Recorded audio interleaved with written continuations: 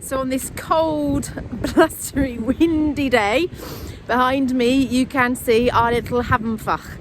It's not a big space. I'm going to show you around a little bit, share with you a bit about what we plan for this, but the aim of it is to be a haven, a space of rest, of safety, of security for families like ours who have children who have been adopted or fostered, or maybe families who have experienced trauma in their past, who just need a space to go to have a holiday where they know they're going to be looked after, where they know they can have whatever information that they need ahead of time, where they know that they're going to be surrounded by children and by creation and by animals who are going to love on them and just give them that little bit of space, that little bit of fresh air and rest and hopefully sunshine, to just reset and recharge a little bit. So let's show you around. Obviously still very much a work in progress. We've got all the panelling up and the tin roof.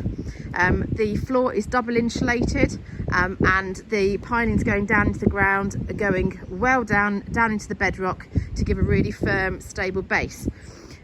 There's a lot of stuff that work needs to be done on the outside.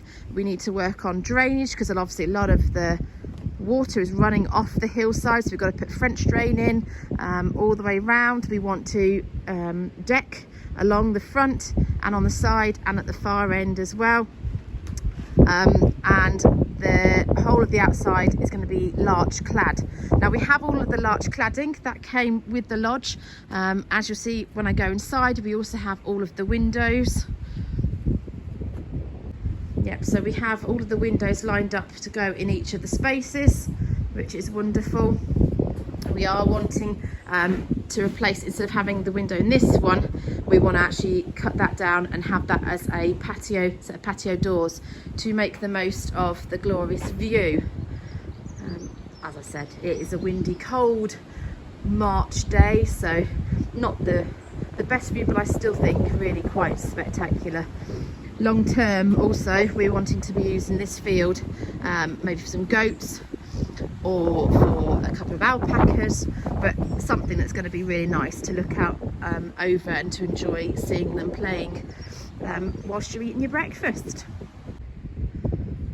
So as you can see, we've still got lots to do in terms of even just the basic structure. This roof all needs insulating. We have some insulation, but we'll need to purchase more. It then needs to be all boarded out. All the internals obviously need to be boarded out as well. We will also need to be putting in some internal stud work. Over in this far end here will be 2 bedrooms. The aim being that one will be designed as kind of a double bed space bedroom, and the other one will be probably bunks. Don't know which way around we'll do it yet. I need to lay it all out. The kind of the aim of the space really is to provide flexibility. So even with the double bed, it may be that we can make that out of 2 singles that can be pushed together for a double or separated out.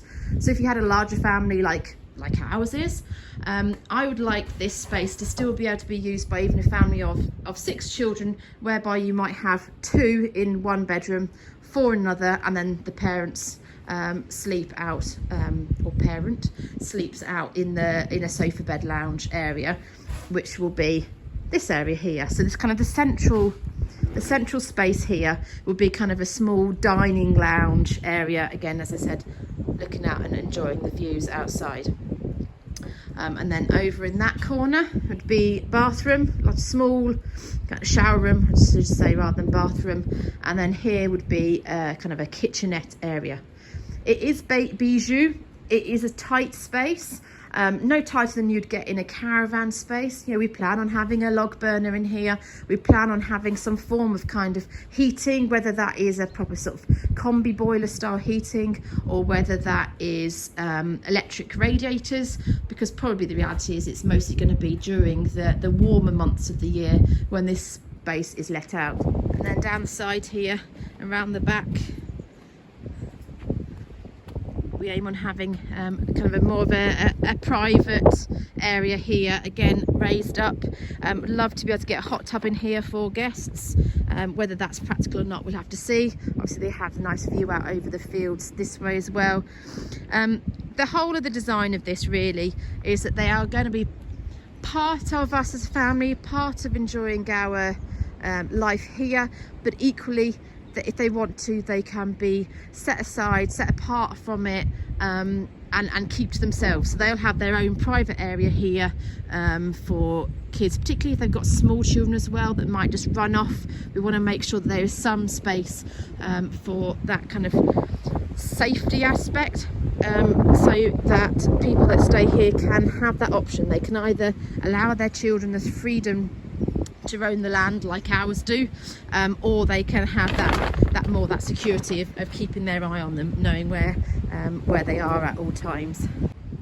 And then at this end, need to sort out this side space as well. And what we want to do with our workshop here, obviously this also needs some work and attention to it to make it safe and secure, and the whole place needs tidying up. That's a whole other story. But we want to partition off half of the workshop space, and this back end here would be an extra hangout space for older children to be able to go and hang out, or younger children in fact, maybe have a bit of kind of soft play aspect, not like a whole soft play, obviously it's not a big space, but just somewhere where kids can kind of crash and bash around a little bit when the weather's not so good on some of these like Welsh wintry days.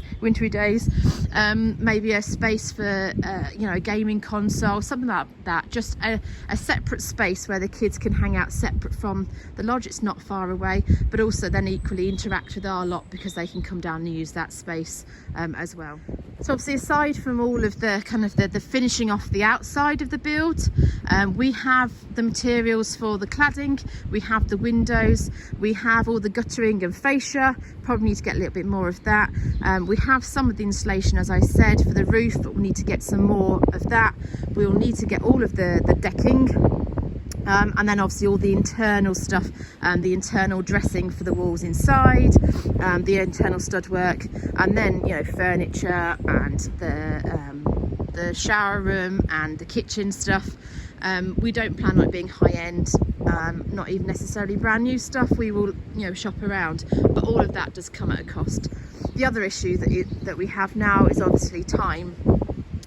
I am limited to what I can do physically, and Steve is now limited with his time because he's back to working full time. So we'd like to be able to pay for somebody to come and do most of the legwork.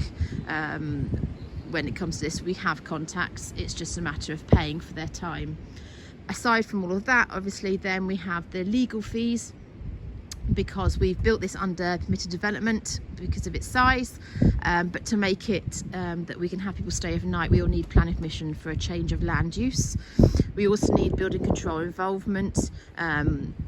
We're waiting on them to get back in touch with us, but we'll need them involved, which will also then add an extra cost before they can sign off for us to be able to have people come and stay here, even if it is just on a pay as you can basis. And then on top of all that, you've got all of the kind of the utility hookups. So we can run electricity from our workshop and across to run the high power items such as a small cooker, fridge, freezer, that kind of thing. We will have a turbine, or we do have a turbine that we can set up with a couple of battery banks for some of the lighting and stuff to try and keep it as off-grid as possible. We want to hook it up to our water, which we need to create a spur off the well, which again is not a big deal, but it just, that requires digging and drainage and stuff putting in. We can get water to come down to supply the water running to the log cabin, and then we need to be able to dig probably down to join our septic tank down there for waste coming off it, or to invest in a compostable toilet. We need to look at both the options for that, but either way there is cost and time involved in that as well. So yeah, there is a summary of where we're at with the log cabin, and still an awful lot to do.